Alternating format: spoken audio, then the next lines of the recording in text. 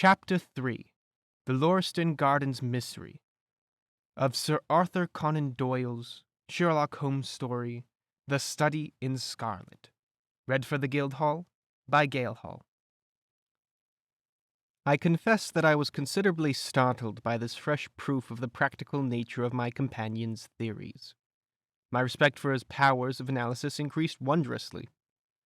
There still remained some lurking suspicion in my mind, however, that the whole thing was a prearranged episode, intended to dazzle me. But what earthly object he could have in taking me in was past my comprehension. When I looked at him, he had finished reading the note, and his eyes had assumed the vacant, lackluster expression which showed mental abstraction. "How in the world did you deduce that?" I asked. "Deduce what?" said he petulantly. "Why, that he was a retired sergeant of the Marines." "I have no time for trifles," he answered brusquely. Then with a smile, "Excuse my rudeness. You broke the thread of my thoughts, but perhaps it is as well. So you actually were not able to see that the man was a sergeant of the Marines?" "No, indeed." "It was easier to know it than to explain why I knew it. If you were asked to prove that 2 and 2 made 4, you might find some difficulty, and yet you are quite sure of the fact. Even across the street I could see a great blue anchor tattooed on the back of the fellow's hand. That smacked of the sea. He had a military carriage, however, and regulation side whiskers. There we have the Marine. He was a man with some amount of self-importance, and a certain air of command. You must have observed the way in which he held his head and swung his cane. A steady, respectable, middle-aged man, too, on the face of him. All facts which led me to believe that he had been a sergeant." "Wonderful!" I ejaculated. "Commonplace," said Holmes, though I thought from his expression that he was pleased at my evident surprise and admiration. "I said just now that there were no criminals. It appears that I am wrong. Look at this." He threw me over the note which the commissionaire had brought. "Why," I cried as I cast my eye over it, "this is terrible." "It does seem to be a little out of the common," he remarked calmly. "Would you mind reading it to me aloud?" This is the letter which I read to him. "My dear Mr. Sherlock Holmes, there has been a bad business during the night at 3 Lauriston Gardens off the Brixton Road. Our man on the beat saw a light there about 2 in the morning, and as the house was an empty one, suspected that something was amiss. He found the door open, and in the front room, which is bare of furniture, discovered the body of a gentleman, well dressed and having cards in his pocket, bearing the name of Enoch J. Drebber, Cleveland, Ohio, USA. There had been no robbery, nor is there any evidence as to how the man met his death. There are marks of blood in the room, but there is no wound upon his person. We are at a loss as to how he came into the empty house. Indeed, the whole affair is a puzzler. If you can come round to the house any time before 12, you will find me there. I have left everything in statu quo until I hear from you. If you are unable to come, I shall give you fuller details and would esteem it a great kindness if you would favor me with your opinion. Yours faithfully, Tobias Gregson." "Gregson is the smartest of the Scotland Yarders," my friend remarked. "He and Lestrade are the pick of a bad lot. They're both quick and energetic, but conventional. Shockingly so. They have their knives into one another, too. They are as jealous as a pair of professional beauties. There will be some fun over this case if they are both put upon the scent." I was amazed at the calm way in which he rippled on. "Surely there is not a moment to be lost," I cried. "Shall I go and order you a cab?" "I'm not sure about whether I shall go. I am the most incurably lazy devil that ever stood in shoe leather. That is, when the fit is on me, for I can be spry enough at times. Why, it is just such a chance as you have been longing for. My dear fellow, what does it matter to me? Supposing I unravel the whole matter, you may be sure that Gregson, Lestrade, and Co. will pocket all the credit. That comes of being an unofficial personage." "But he begs you to help him." "Yes, he knows that I am his superior, and he acknowledges it to me, but he would cut his tongue out before he would own it to any third person. However, we may as well go and have a look. I shall work it out on my own hook. I may have a laugh at them if I have nothing else. Come on." He hustled on his overcoat and bustled about in a way that showed an energetic fit had superseded the apathetic one. "Get your hat," he said. "You wish me to come?" "Yes, if you have nothing better to do." A minute later, we were both in a hansom, driving furiously for the Brixton Road. It was a foggy, cloudy morning, and a dun-colored veil hung over the housetops, looking like the reflection of the mud-colored streets beneath. My companion was in the best of spirits and prattled away about Cremona fiddles and the difference between a Stradivarius and a Amati. As for myself, I was silent, for the dull weather and the melancholy business upon which we were engaged depressed my spirits. "You don't seem to give much thought to the matter at hand," I said at last, interrupting Holmes' musical disquisition. "No data yet," he answered. "It is a capital mistake to theorize before you have all the evidence. It biases the judgment." "You will have your data soon," I remarked, pointing with my finger. "This is the Brixton Road, and this is the house, if I am not very much mistaken." "So it is. Stop, driver! Stop!" We were still 100 yards or so from it, but he insisted upon our alighting, and we finished our journey upon foot. Number 3, Lauriston Gardens, wore an ill-omened and minatory look. It was one of 4 which stood back some little way from the street, 2 being occupied and 2 empty. The latter looked out with 3 tiers of vacant melancholy windows, which were blank and dreary, save that here and there a "To Let" card had developed, like a cataract upon the bleared panes. A small garden sprinkled over with a scattered eruption of sickly plants separated each of these houses from the street, and was traversed by a narrow pathway, yellowish in color, and consisting apparently of a mixture of clay and of gravel. The whole place was very sloppy from the rain which had fallen through the night. The garden was bounded by a 3-foot brick wall with a fringe of wood rails upon the top, and against this wall was leaning a stalwart police constable, surrounded by a small knot of loafers, who craned their necks and strained their eyes in the vain hope of catching some glimpse of the proceedings within. I had imagined that Sherlock Holmes would at once have hurried into the house and plunged into the study of the mystery. Nothing appeared to be further from his intention. With an air of nonchalance which under the circumstances seemed to me to border upon affectation, he lounged up and down the pavement, and gazed vacantly at the ground, the sky, the opposite houses, and the line of railings. Having finished his scrutiny, he proceeded slowly down the path, or rather down the fringe of grass which flanked the path, keeping his eyes riveted upon the ground. Twice he stopped, and I once saw him smile, and heard him utter an exclamation of satisfaction. There were many marks of footsteps upon the wet, clayey soil, but since the police had been coming and going over it, I was unable to see how my companion could hope to learn anything from it. Still, I had had such extraordinary evidence of the quickness of his perceptive faculties that I had no doubt that he could see a great deal which was hidden from me.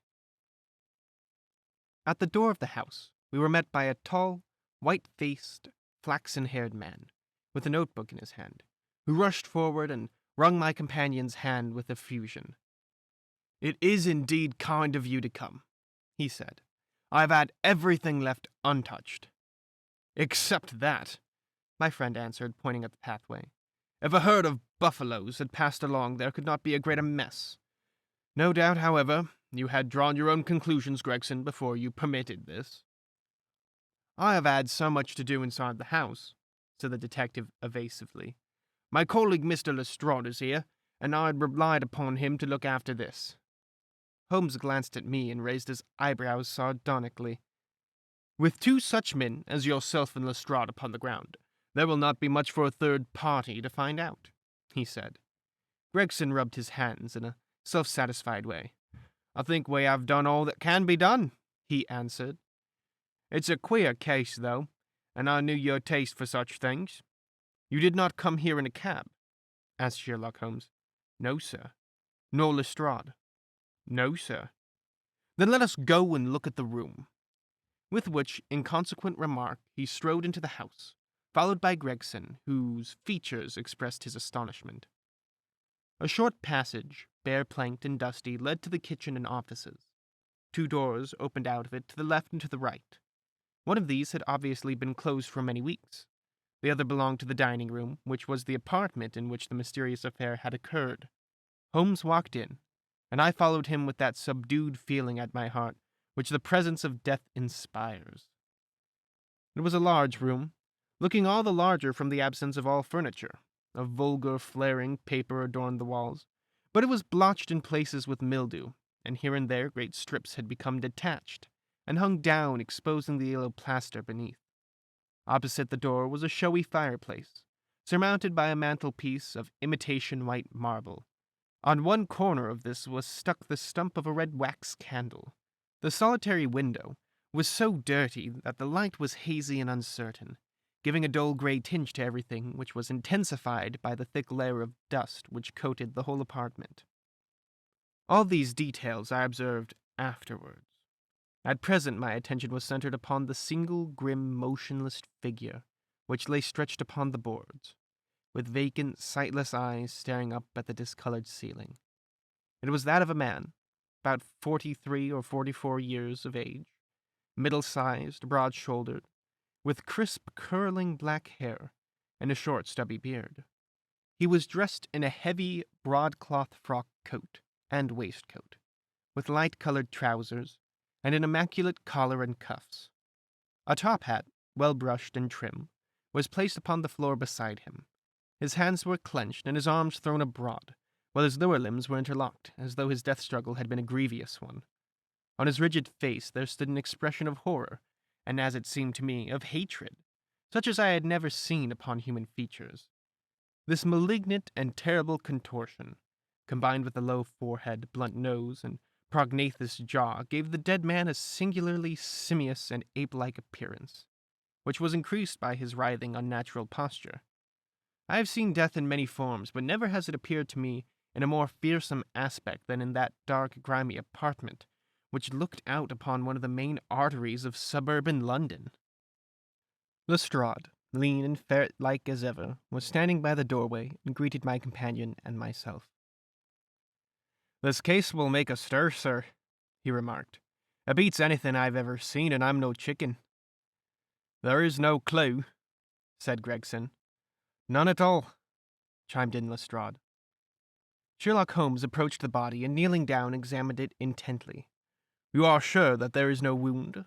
he asked, pointing to the numerous gouts and splashes of blood which lay around. "Positive!" cried both detectives.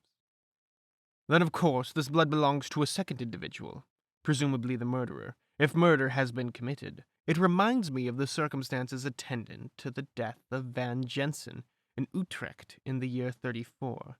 Do you remember the case, Gregson?" "No, sir." "Read it up. You really should. There is nothing new under the sun. It has all been done before." As he spoke, his nimble fingers were flying here, there, and everywhere, feeling, pressing, unbuttoning, examining, while his eyes wore the same faraway expression which I had already remarked upon. So swiftly was the examination made that one would hardly have guessed the minuteness with which it was conducted. Finally, he sniffed the dead man's lips, and then glanced at the soles of his patent leather boots. "He has not been moved at all?" he asked. "No more than was necessary for the purposes of our examination." "You can take him to the mortuary now," he said. "There is nothing more to be learned." Gregson had a stretcher and 4-men at hand. At his call they entered the room, and the stranger was lifted and carried out. As they raised him, a ring tinkled down and rolled across the floor. Lestrade grabbed it up and stared at it with mystified eyes. "There's been a woman here," he cried. "It's a woman's wedding ring." He held it out as he spoke upon the palm of his hand. We all gathered round him and gazed at it. There could be no doubt that the circlet of plain gold had once adored the finger of a bride. "This complicates matters," said Gregson. "Heaven knows they were complicated enough before." "You're sure it doesn't simplify them?" observed Holmes. "There's nothing to be learned by staring at it. What did you find in his pockets?" "We have it all here," said Gregson, pointing to a litter of objects upon one of the bottom steps of the stairs. "A gold watch, number 97163, by Baroud of London. Gold Albert chain, very heavy and solid. Gold ring with Masonic device. Gold pin, bulldog's head, with rubies as eyes. Russian leather card case with cards of Enoch J. Drebber of Cleveland, corresponding with the EJD upon the linen. No purse, but loose money to the extent of £7.13. Pocket edition of Boccaccio's Decameron, with the name of Joseph Stangerson upon the flyleaf. 2 letters, one addressed to E.J. Drebber and one to Joseph Stangerson. At what address? American Exchange, Strand, to be left till called for. They were both from the Guion Steamship Company, and referred to the sailing of their boats from Liverpool. It is clear that this unfortunate man was about to return to New York. Have you made any inquiries as to this man, Stangerson? I did at once, sir, said Gregson. I've had advertisements sent to all the newspapers, and one of my men has gone to the American Exchange, but he has not returned yet. Have you sent to Cleveland? We telegraphed this morning. How did you word your inquiries? We simply detailed the circumstances and said that we should be glad of any information which could help us. You did not ask for particulars on any point which appeared to you to be crucial. I asked about Stangerson. Nothing else. Is there no circumstance on which this whole case appears to hinge? Will you not telegraph again? I've said all I have to say, said Gregson in an offended voice. Sherlock Holmes chuckled to himself and appeared to be about to make some remark when Lestrade, who had been in the front room while we were holding this conversation in the hall, reappeared upon the scene, rubbing his hands in a pompous and self-satisfied manner. Mr. Gregson, he said, I've just made a discovery of the highest importance, and one which would have been overlooked had I not made a careful examination of the walls. The little man's eyes sparkled as he spoke, and he was evidently in a state of suppressed exultation at having scored a point against his colleague. Come here, he said, bustling back into the room, the atmosphere of which felt clearer since the removal of its ghastly inmate. Now stand there. He struck a match on his boot and held it up against the wall. Look at that, he said triumphantly. I have remarked that the paper had fallen away in parts, and in this particular corner of the room, a large piece had peeled off, leaving a yellow square of coarse plastering. Across this bare space there was scrawled in blood-red letters a single word. Rosh. What do you think of that? Cried the detective with the air of a showman exhibiting his show. This was overlooked because it was in the darkest corner of the room, and no one thought of looking there. The murderer has written it with his or her own blood. See the smear where it has trickled down the wall? That disposes of the idea of suicide, anyhow. Why was that corner chosen to write on? I will tell you. See that candle on the mantelpiece? It was lit at the time, and if it was lit, this corner would be the brightest instead of the darkest portion of the wall. And what does it mean now that you have found it? Asked Gregson in a depreciatory voice. Mean? Why, it means that the writer was going to put the female name Rachel, but was disturbed before he or she had time to finish it. You mark my words, when this case comes to be cleared up, you'll find that a woman named Rachel has something to do with it. It's all very well for you to laugh, Mr. Sherlock Holmes. You may be very smart and clever, but the old hound is the best when all is said and done. I really beg your pardon, said my companion, who had ruffled the little man's temper by bursting into an explosion of laughter. You certainly have the credit of being the first of us to find this out, and, as you say, it bears every mark of having been written by the other participant in last night's mystery. I have not had time to examine this room yet, but with your permission, I shall do so now. As he spoke, he whipped a tape measure and a large round magnifying glass from one of his pockets. With these 2 implements, he trotted noiselessly about the room, sometimes stopping, occasionally kneeling, and once lying flat upon his face. So engrossed was he with his occupation that he had appeared to have forgotten our presence, for he chattered away to himself under his breath the whole time, keeping up a running fire of exclamations, groans, whistles, and little cries suggestive of encouragement and of hope. As I watched him, I was irresistibly reminded of a pure-blooded, well-trained foxhound, as it dashes backwards and forwards through the covert, whining in its eagerness until it comes across the lost scent. For 20 minutes or more he continued his researches, measuring with the most exact care the distance between marks which were entirely invisible to me, and occasionally applying his tape to the walls in an equally incomprehensible manner. In one place he gathered up very carefully a little pile of grey dust from the floor, and packed it away in an envelope. Finally he examined with his glass the word upon the wall, going over every letter of it with the most minute exactness. This done, he appeared to be satisfied, for he replaced his tape and his glass in his pocket. "They say that genius is an infinite capacity for taking pains," he remarked with a smile. "It's a very bad definition, but it does apply to detective work." Gregson and Lestrade had watched the maneuvers of their amateur companion with considerable curiosity and some contempt.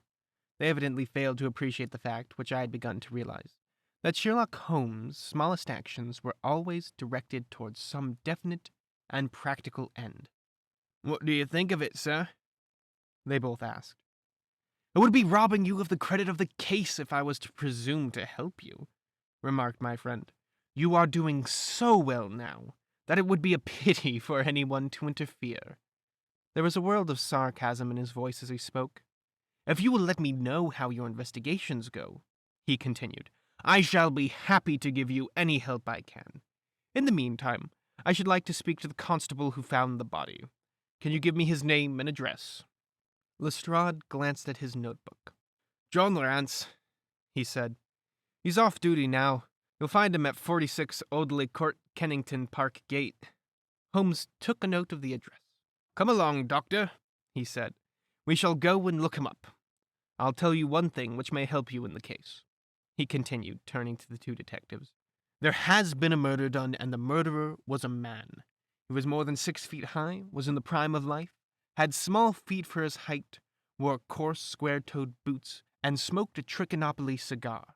He came here with his victim in a four-wheeled cab, which was drawn by a horse with 3 old shoes and 1 new one on his off-fore leg. In all probability, the murderer had a florid face, and the fingernails of his right hand were remarkably long. These are only a few indications, but they may assist you." Lestrade and Gregson glanced at each other with incredulous smiles. "If this man was murdered, how was it done?" asked the former. "Poison," said Sherlock Holmes curtly, and strode off. "One other thing, Lestrade," he added, turning round at the door. "Rache is the German word for revenge. So don't lose your time looking for Miss Rachel." With which Parthian shot, he walked away, leaving the two rivals open-mouthed behind him.